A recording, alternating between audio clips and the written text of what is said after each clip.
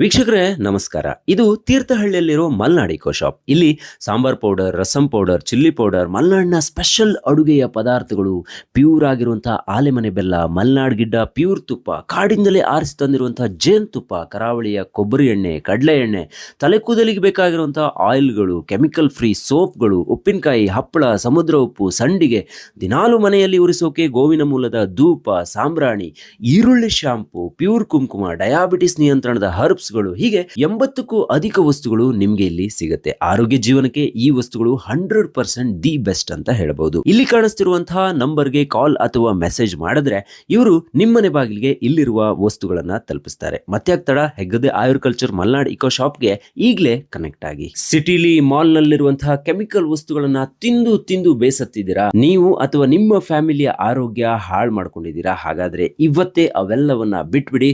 ಒಮ್ಮೆ ಮಲ್ನಾಡಲ್ಲಿ ಸಿಗುವಂತಹ